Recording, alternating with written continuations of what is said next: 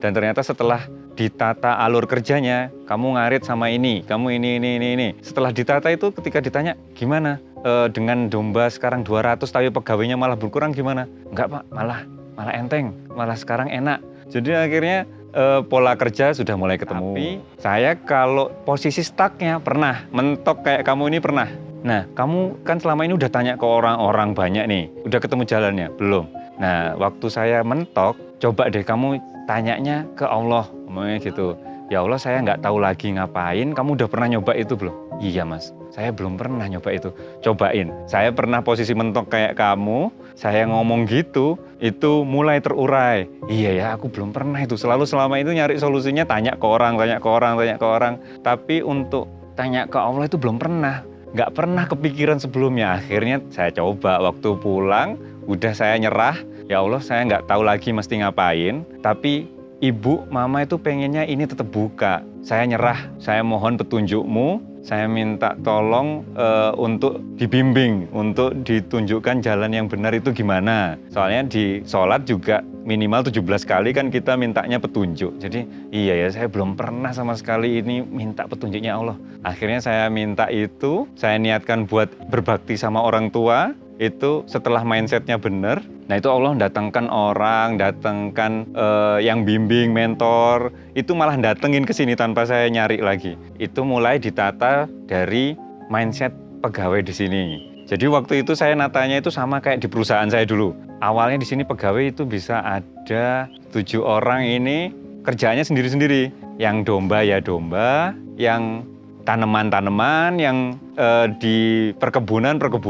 Jadi job desk-nya sendiri-sendiri. Karena dulu waktu saya di bank, saya paling nggak suka dapat kerjaan yang di luar job desk saya. Tapi ternyata itu salah kalau masih usaha rintisan. Dimana kalau rintisan ya semuanya bareng. Bahkan yang punya juga ikut kerja, yang punya juga ikutan nyari ramban. Jadi sama ada teman ini ditoto. Sekarang nggak ada lagi sekat antara kebun, nggak ada sama ternak, nggak ada.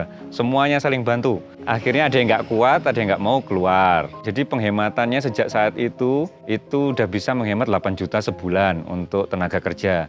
Dan ternyata setelah ditata alur kerjanya, kamu ngarit sama ini, kamu ini. Setelah ditata itu ketika ditanya, gimana? Dengan domba sekarang 200 tapi pegawainya malah berkurang gimana? Enggak Pak, malah enteng, malah sekarang enak. Jadi akhirnya pola kerja sudah mulai ketemu. Setelah pola kerjanya ketemu, mulai kita masuk belajar pakan. Belajar pakan itu salah satu gurunya itu ke Pak Ibnu Akil di Blitar, peternak senior yang sering jadi referensi peternak-peternak lainnya. Saya sempat ke Wonosobo, ke Madiun, ke Jogja. Semuanya itu nyebut kalau pernah belajar dari Pak Ibnu Akil di Blitar. Nah saya kok jauh-jauh semua orang ini belajarnya dari Pak Ibnu Akil, kenapa saya harus keluar? Saya carilah tempatnya Pak Ibnu Akil itu di mana, ketemu, tapi sampai kandang beliau nggak ada, sudah jarang gitu ke kandang. Ya udahlah, kayaknya memang nggak bisa lagi. Nah ternyata temen yang di sini kan rumahnya ada yang deket Pak Ibnu Akil itu. Waktu itu saya cuma basa-basi, Mas kemarin saya lewat rumahnya situ tapi tutupan, nggak ada orang. Iya Mas, pas hujan keluar. Terus mau kemana Mas kok sampai sana? Mau ke rumahnya ke kandangnya Pak Ibnu tapi saya nggak ketemu dan orangnya ternyata jarang. Nggak tahu nggak enak mau tanya rumah juga nggak enak. Terus lah Pak Ibnu itu om saya, Pak Lek saya, kalau nggak Pak D. Oh bisa Mas kalau misalnya minta tolong ditemukan? Boleh. Terus akhirnya diaturkan jadwal ketemu Pak Ibnu Akil. Pak Ibnu itu ngasih solusi harusnya peternak kambing domba itu peternak yang paling untungnya gede. Karena kambing domba itu tidak tergantung dengan pakan pabrikan. Susah nih orang pabrik untuk masuk ke peternak ruminansia seperti kambing domba itu karena pakannya masih perlu hijauan. Nggak mungkin semuanya itu masuk dalam bentuk konsentrat. Yang udah ketergantungan itu unggas sama ikan. Itu harus pakai konsentrat sehingga harga naik turun, komoditasnya turun, pakannya tetap atau naik pasti rugi. Nah kambing domba ini kan kalau di alam liar kita kembalikan aja Mas ke alam liar. Alam liar itu kalau kambing domba makannya apa sih? Ya hijauan Pak. Iya terserah dia kan, hijauan macam-macam dia makan kan? Iya, sama kayak gitu. Kalau kita taruh kandang, kita cuma bertanggung jawab variasinya kita macam-macamin. Karena kalau di alam mereka bisa terserah mereka mau makan apa. Jadi pertama yang harus dipahami bahwa kambing domba itu hijauan karena dikandangi, berarti kita bertanggung jawab menyediakan variasinya. Nah biar murah gimana? Kalau di Blitar alhamdulillah pakan itu melimpah, jadi kayak misalnya lahan pertanian. Pak Ibnu Akir itu menyarankan waktu itu meskipun kering itu nggak masalah. Jadi tebon jagung yang habis dipanen atasnya itu kan pasti kering-kering. Nah itu apa nggak apa-apa Pak? Itu tetap rumput Mas, jadi warna pigmen daunnya aja yang hilang hijaunya. Tapi dari segi nutrisi, gizi itu sama dan justru terkonsentrasi jadi naik. Karena kering, kadar air turun, konsentrasi nutrisinya jadi naik. Jadi itu ya tetap boleh. Bahkan saya di sini caranya adalah saya itu kerjasama sama petani. Saya belikan bibit jagungnya, nanti jagungnya silahkan diambil petani, sayanya dapat bawahnya itu tebon jagungnya. Akhirnya kelebihan pertama saya nggak perlu sewa lahan. Kedua, saya nggak perlu maintenance kayak kasih pupuk, kan tetap petaninya itu. Terus yang saya ambil itu limbahnya petani. Jadi kan saling menguntungkan, petani dapat bibit dari saya nanti dapat limbahnya buat saya. Selain itu banyak pohon-pohon di sini itu melimpah, hijauan di Blitar itu melimpah. Jadi kalau ada ramban, orang motong, habis mapras, habis perampingan, diminta aja Mas. Itu boleh kok. Ya, akhirnya kita lakuin, naik pickup itu sekarang SOP-nya bawa arit sama tali.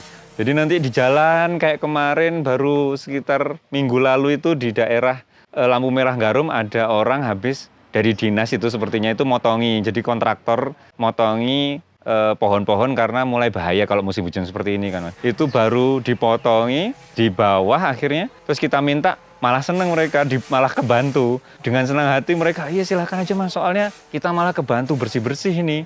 Terus ketika minta yang tebon jagung, kita juga, Bu boleh nggak ini diminta sedikit aja nempil. Nanti ibunya, halah Mas, kok diminta? Ini loh ada 200 ru atau sekitar 2.800 meter persegi. Ambilan semua nggak apa-apa, aku malah seneng. Pakan ternyata berlimpah banget di sini. Ibaratnya itu hampir semua daun lah itu bisa. Yang dibahasakan buat guyon itu yang nggak boleh cuma daun pintu, daun telinga. Yang lainnya itu sumber pakan yang melimpah kalau di sini. Jadi habis itu mulai ketemu Mas. Oh berarti kita bisa ngasih variatif tanpa harus beli. Jadi alhamdulillah sekarang pakan itu sudah untuk kesehatan ternaknya sudah ketemu polanya, di mana itu juga lebih ringan buat pegawai karena nggak harus ngarit yang di bawah, kadang-kadang tinggal ngangkut aja, variatif sudah dapat. Sekarang ini fokusnya gimana optimalisasi jadinya. Perlu ditambahi apa sih, kayak misalnya jagung sumber karbohidrat. Ini kami masih terus ngotak-ngatik, sifatnya masih dinamis.